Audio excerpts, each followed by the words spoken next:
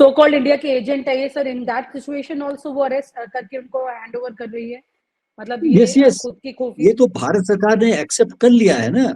ये उन्होंने Indian agent नहीं कहा भारत सरकार ने, भारत सरकार ने कहा कि फॉर्मर गवर्नमेंट एम्प्लॉय, ये शब्दावली यूज हुई है। जो हमारा ऑफिशियल रिस्पॉन्स है यूएसए को सर आपके कि विकास अकॉर्डिंगली यादव नाम का डिप्लोमेटिकली आदमी और है, हमने इस उसको एजेंसी एक्सेप्ट कर वाली लिया है। सिचुएशन में भी इसमें सर आपके अकॉर्डिंगली ये डिसीजन सरकार का मतलब एक सिस्टम में कैसे देखेंगे इस डिसीजन को, उन्हें विकास यादव को अरेस्ट करके अमेरिका को सौंपने की बात पर? ये तो हैरानी की, ये तो इनकी विफलता इस बात में है कि पूरे साल सवा साल से पूरा मामला चल रहा है तेजी के साथ, और हम अमेरिकन को जो अदरवाइज हमारे इतने नजदीकी संबंधी एक तरह से मान सकते हैं आप उनको, हर चीज पे उनके साथ एकदम बेधड़क हम समझौते पर हस्ताक्षर कर देते हैं। उनको हम ये भी नहीं समझा पाए कि इस बात को कैसे आप रफा दफा करो, कि एक तो चार्ज गलत है, ये है, वो कुछ भी बोल सकते थे, लेकिन ऐसा नहीं किया गया। अगर वो हैंडओवर हो जाता है, या तो अमेरिकन को मनवा लें कि चलिए आपको ये शक है, हमको तो ये शक नहीं है, जो आपका चार्ज हमें गलत लगता है, इसके बावजूद आप चूंकि माई बाप हैं, इसीलिए हम भयभीत होकर हम आपके कहने पर इसको थोड़ी देर के लिए जेल में डाल देंगे, कुछ पनिशमेंट दे देंगे। लेकिन अब यूएसए ने वहां पोस्टर जब निकलवा दिए हैं माने वांटेड के रूप में, तब तो फिर मामला गंभीर हो गया है। तब तो आप यूएसए यही अपेक्षा करेगी कि आप इसको हैंडओवर करेंगे।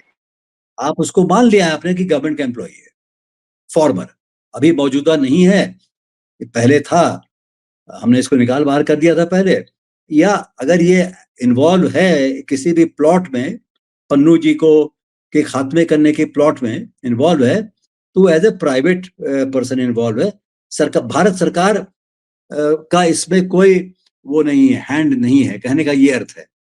एक प्राइवेट इंडियन इंडिविजुअल इन्वॉल्व है इस मामले में, सारे मामले में। आपने अमेरिका की ये बात मान ली है।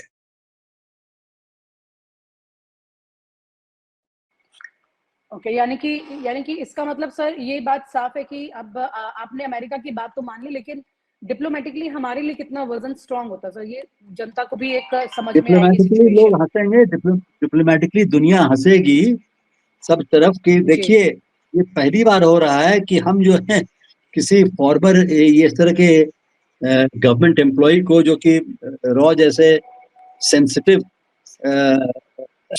जगह पे थे, लगे हुए थे, उनको उठा के हैंडओवर कर दिया जाए। अगर वो मान लीजिए कुछ कर रहे थे जो कि नहीं करना चाहिए था, तो अपनी मर्जी से शायद नहीं कर रहे होंगे, वो तो हायर अप्स के निर्देश पे कर रहे होंगे। अब हायर अप्स ने अगर कह रहा हूँ, अगर ऐसा निर्देश दिया कि अमेरिका में एक आदमी है इंडियन ओरिजिन का, जो कि वहां का सिटीजन है, उसको उड़ा दो जाके, अगर ऐसा निर्देश या ऐसा इशारा दिया गया भारत सरकार के द्वारा, इस तरह की चीजें आम होती हैं दुनिया में। ये नहीं कि कोई पाक साफ दूल्हा धुला कोई नहीं है, कोई देश नहीं होगा, कोई मतलब जिसके पास थोड़ा ये है, अपना सो कॉल्ड मसल दिखलाने को है। और हम आज समझ बैठे हैं कि हम अमेरिका वगैरह की तरफ बन चुके हैं, और हम जहां जी चाहे मनमानी कर लेंगे, उस देश में जाके उस बंदे को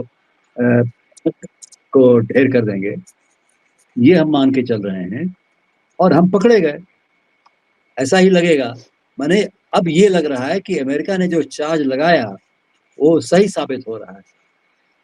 अगर भारत सरकार ने उसको हैंडओवर किया तब तो उसका यही मतलब होगा कि उनका चार्ज लगाना जायज। तो सर ये तो बहुत वीक स्टेप और बैकफुट पर जाने वाली सिचुएशन है डिप्लोमेटिकली, और ऐसी परिस्थिति अगर चाइना के सामने भी आ रही है, रशिया वाले।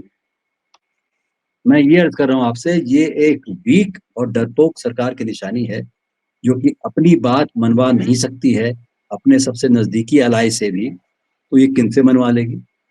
तो चीन क्या इनकी बात मानेंगे? क्या पाकिस्तान इनकी बात सुनेगी? अब क्या बांग्लादेश इनकी बात सुनेगा? बांग्लादेश के साथ तो बहुत तल्खपूर्ण रिश्ता बन गया है अभी हाल में। तो सर सर माफ कीजिएगा, मैं इंटरप्ट कर रही हूँ। विदेशों में जाके जो डंका पीट रहा था, और मोदी जी की जो बॉडी लैंग्वेज हर फॉरेन विजिट के दौरान ये दिखाई गई कि वो सबके बड़े क्लोज है, देश के नहीं, उस देश के नुमाइंदे के बड़े करीब है, और वो नुमाइंदा किसी दिन तो देश के लिए डिप्लोमेटिक लेवल पर मोदी जी के लिए स्टैंड लेगा, तो फिर ये सारे जेस्चर्स का मतलब क्या रह जाता है? ये तो जीरो हुआ ना सर। ये सारे जेस्चर्स जो हैं अपने देश के अंदर वोटरों को इम्प्रेस करने का एक तरीका था, उनको प्रभावित करने का था कि देखो अपनी कितनी शान है, खाली भारत की शान नहीं है, मेरी कितनी शान है इन लोगों के बीच। अब ये पता चल गया कि वो है खोखलापन था ऐसे बयानों में, इस तरह की सोच में। जितने भी सोशल मीडिया पे प्रोपेगेंडा चलता है इनकी पार्टी द्वारा चलाया हुआ, और वो सारा जो है उससे जो मिले जुले संगठन जितने हैं वो सब यही सब चलाते रहते हैं। आप किसी आम आदमी से पूछिए तो अच्छा जी बड़ा अनएम्प्लॉयमेंट है, दाम बढ़ गए, सब कुछ हो गया है, लेकिन क्या नाम है, नाम चमक रहा है हमारा विदेश में मोदी जी का, ये लोग कहते हैं। ये तो सब झूठे प्रचार के आधार पे सब चल रहा था, तो बंडा फूट गया। सर क्योंकि जब हम अर्थव्यवस्था की भी बात करते हैं तो फाइनेंस मिनिस्टर की कैपेबिलिटी और कमजोरी उस पोजीशन के हिसाब से कई बार सवालों के घेरे में रह चुकी है, और काफी ज्यादा लोग जो इलेक्ट्रल इंटेलेक्चुअल बॉन्ड है के वो उससे मामले में भी तो सेटिस्फाइड घेरे में रहे नहीं है। इलेक्ट्रल बॉन्ड के मामले में मैं आपसे यही अर्ज कर रहा था एक दिन कि है तो उन्हीं के मिनिस्ट्री की जिम्मेवारी, लेकिन उस गरीब को कुछ नहीं बात पता है, वो तो जो इंस्ट्रक्शन ऊपर से आया है वो फॉलो हुआ है। मैं ये मात्र, लेकिन हाँ टेक्निकली मॉरली हर मायने में जिम्मेवारी तो होम इलेक्शन फाइनेंस मिनिस्ट्री की होगी उस मामले में। इस मामले में जिम्मेवारी होगी होम मिनिस्ट्री की और पीएमओ की। रॉ जो है प्राइम मिनिस्टर के अधीन आता है, रॉ होम मिनिस्टर के अधीन नहीं आता है। जी सर, मतलब फिर तो इस लिहाज से सर इस देश की जितनी भी मिनिस्ट्रीज हैं सबके डिसीजन, मतलब ये बात तो बहुत ओपन फैक्ट है कि पीएमओ से सारे डिसीजंस होते हैं, और होम मिनिस्टर क्योंकि अमित शाह है तो वो अपने कुछ फैसले तो लेते हैं, लेकिन बाकी तो तमाम फैसले वहीं से हो रहे हैं। यानी कि फाइनेंस मिनिस्टर की भी आप बात करो, फॉरेन मिनिस्टर की आप बात करो, अभी एक पूर्व रॉ अधिकारी है उनसे बात हो रही थी, तो उन्होंने ये कहा कि मैंने कहा कि विदेश मंत्री जो है वो गए हैं पाकिस्तान, और क्या चीजें अब डेवलपमेंट का वेट करेंगे, कहते वो तो बबुआ है, सही बात है, बाबू साहब वो है, तो बिल्कुल वो वो तो उसी बिल्कुल वाले सही। लिहाज से देखिए जी। हमारे विदेश मंत्री बड़े भले आदमी हैं, उसमें कोई दो राय नहीं है, पढ़े लिखे भी हैं, सब कुछ है, हमारे विदेश सचिव भी सब कुछ है, वो क्वालिफिकेशंस वगैरह है उनके पास। लेकिन विदेश मंत्रालय को ये सबसे सेंसिटिव मामलों में चलाते कौन है? डोवाल साहब चलाते हैं प्रधानमंत्री के कहने पे। तो डोवाल साहब तो लगातार दो बड़ी गलतियां कर चुके हैं ना सर, इसका मतलब, और इसका कोई डैमेज कंट्रोल भी नहीं है। पहले अगर कनाडा आप वाला परिस्थिति और ये विकास यादव का। अगर आप पिछले 10 साल का लेखा जोखा लेंगे, जब डोवाल साहब अपॉइंट नहीं भी हुए थे, तब से लेके आज तक एक गलतियों का तो अंबार लगा हुआ है। मतलब फॉरेन पॉलिसी में, विदेश नीति में एक से एक गलतियां हुई हैं। और हालांकि पहले, अब क्या है, एक डींग हाँकने का तरीका देखिए। बड़े साहब गए कनाडा, बड़े साहब गए हंगरी, बड़े साहब गए रोमेनिया, सब ऐसे ऐसे जगह गए और कहा कि आज ये प्रथम बार है जबकि कोई भारत का नेतृत्व करने वाला यहाँ पहुंचा है। अरे फैक्चुअल एरर्स कर रहे हैं। अब भारत के नेतृत्व करने वाले लोग जब जाते हैं कहीं पर, सोच समझ के जाते हैं। ये कोई क्या दुनिया घूमने थोड़ी जाते हैं। अब आप मंगोलिया पहुंच गए, आप यहाँ पहुंच गए, आपके आपकी इंडिया की क्या कौन सी उससे उससे आगे का कौन सा गोल उससे एडवांस हो रहा है? और जब चीन आपके अंदर घुस गया, आपकी जमीन पर अंदर, जी। तो फिर आप दुबक के बैठ गए, आप डिनाई कर गए कि वो चीन तो कभी आया ही नहीं भाई। और पिछले 4 साल से 5 साल से आप बात चला रहे हैं उनके साथ, और किस बात चीन का? के साथ, और चीन के साथ हाँ, और व्यापार के रिश्ते भी रोक नहीं सकते, क्योंकि उनका कहना है एस जयशंकर के कि वो बहुत पूरी दुनिया में अपना व्यापार कर रहे हैं और हमसे अरे रोक नहीं चीन के सकते। साथ टैरिफ जो है, इंपोर्ट ड्यूटी वगैरह हटाए रहे हैं, कम करिए जा रहे हैं। वहां आप सेना खड़ी कर रहे हैं ये दिखलाने के लिए कि देखो हम में कितनी चुस्ती है, हम कितने मजबूत हैं। और हमारे क्या क्या नाम है उनका, डिफेंस मिनिस्टर साहब का, वो जो है, वो रक्षा तो मंत्री राजनाथ सिंह। श्री राजनाथ सिंह जी बड़े भले आदमी है वैसे, लेकिन आप देखिए कोई आंख दिखा के नहीं देख सकता आपको। यही सब रोज इसी तरह की भाषण देते हैं कभी कोई बीएसएफ की टोपी पहन के, कभी सीआरपी की, कभी फौज की, कभी यही सब टोपियां पहन के घूमते हैं। और बस एक देखिए, एक हमारे बिहार में, मैं बिहार का रहने वाला हूँ, एक कहावत है, ऊपर से फिट फाट और नीचे से मोकामा घाट। मोकामा एक जगह है बिहार में, जहाँ गंगा जी बहती हैं। मैंने कहने का मतलब कि नीचे से कुछ नहीं है, ऊपर से बड़े फिटफाट लगते हैं। तो वही चीज है, इस सरकार में ये मंत्री हो, चाहे वो मंत्री हो, चाहे वो मंत्री हो, ये बड़े अब्बा हो, सबका वही है, क्योंकि राफेल के ऊपरी ऊपरी सामने बात तो है। उन्होंने सर उन्होंने किया ना, राफेल के सामने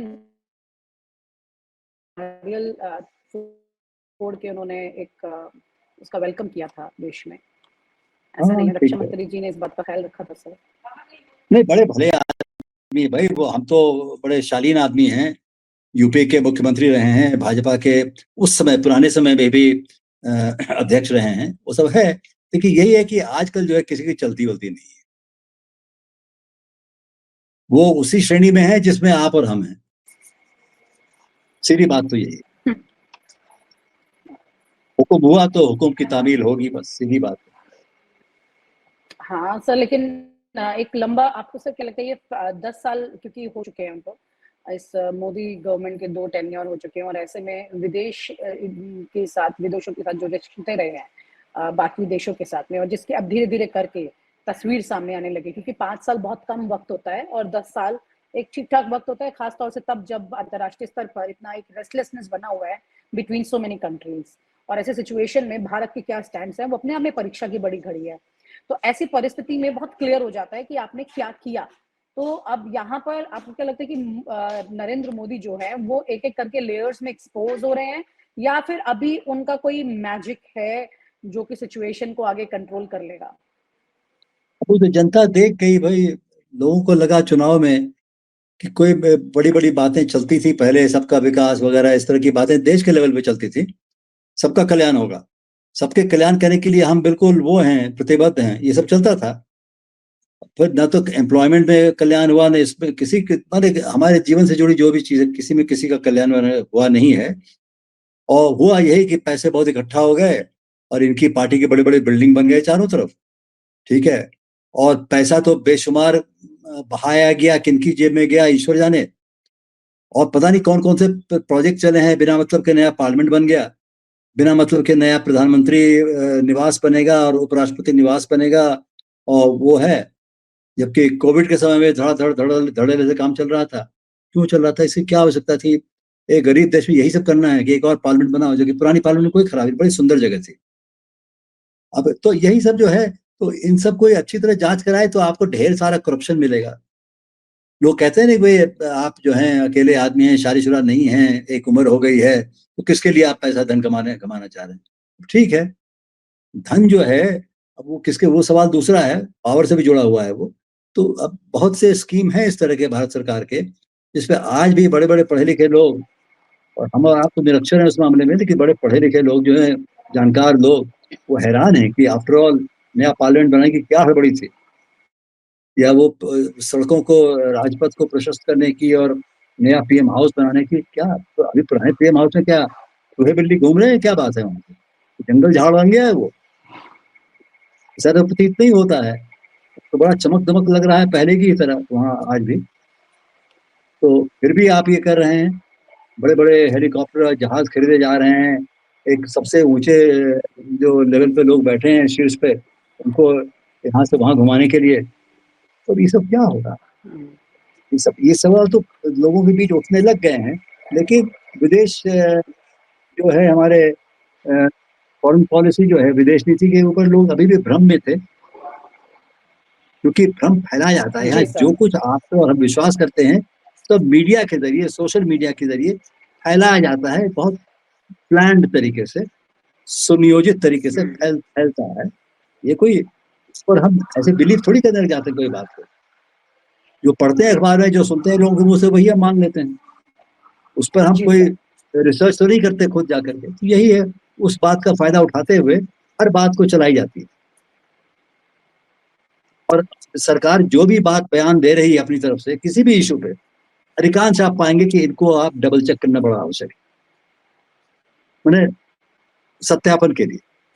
उसके सर्टिफिकेशन के, क्रॉस चेक, जैसे वहां अमेरिका में ट्रंप साहब का हाल था ना, प्रेसिडेंट अमेरिका में, यूएस प्रेसिडेंट जो भी बयान देते थे, फटाफट जितने अच्छे बड़े अखबार हैं सब उसको क्रॉस चेक करते थे, क्योंकि ये झूठ तो नहीं बोल रहा है, फेक न्यूज तो नहीं फैला रहा। यहाँ पे किसी की हिम्मत नहीं है।